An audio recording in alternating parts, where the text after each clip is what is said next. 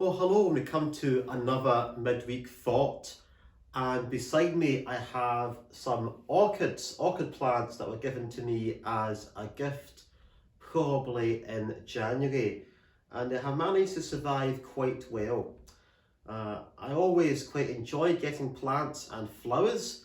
And the thing about having plants and flowers, you have to look after them.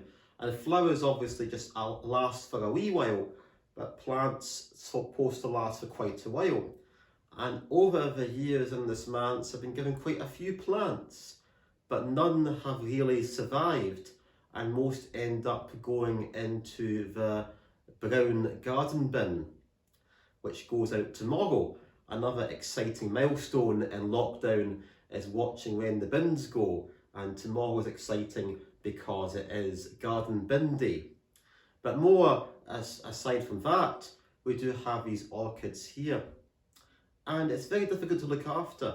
Despite the fact the orchids are sitting in front of me, they sit on the mantelpiece normally, or on this table, I seem to always forget about them. And always forget to water them or to look after them. And they end up just ending up in that bin. And it's quite a shame. And sometimes we don't look after things that are right in front of us. Sometimes there are things or even people that we just neglect. They're always there, but we never remember to do anything about it. And here in plants, we find, particularly house plants, we find a reminder of that. Maybe there are people that we just forget to ring. I know that as a minister, sometimes there's people that I should ring, but we never quite get around to it. There's always other things to do first, and now I'm trying to prioritise keeping some time aside to phone people amongst everything else that has to be done. Because on a Sunday it was quite good in church, because I got a good idea of what people were looking like and how they were feeling, and you could greet them at the church door. But in lockdown, you don't really have that at a glance look at the congregations.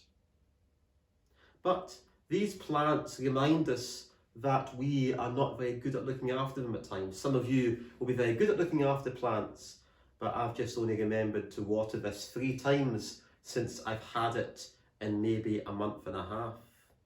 But ultimately, God's care is very different. If you look at the book of Isaiah chapter 40 verse 11, it speaks about the greatness of God. And it says in verse 11, "He will tend his flock like a shepherd.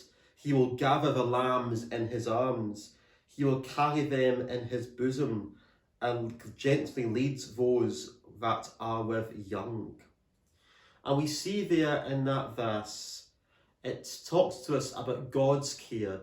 God is not someone who forgets about us for a season and then feels guilty and waters up the plants when somebody's coming round, or does a tidy up when there's an emergency or a special unexpected visit.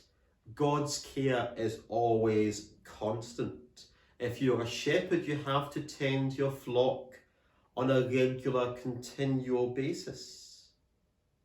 The gathering up of the lambs in your arms is something you have to do. You might not be quite sure what's going to come out of your arms, but you have to gather the lambs up. You have to carry them. There's going to be those who are vulnerable, those who are with young, and maybe aren't sure what to do, those that get lost. And we see that God's care is continual. It responds to situations, and it is at all times, unlike our care. Maybe there's a challenge for us to think about how we care for others, and if we can emulate God's care, not just in our plants or in our homes or in our gardens, as important as they are, but emulate God's care in our attitudes and actions towards others, particularly those whom we forget about, and those we struggle to love, and those who don't have many people in their lives. Maybe this is a season for us to think about God's care, to think about the care of our plants as we get into spring, but also think about our care and our calling to help others. May God bless you all.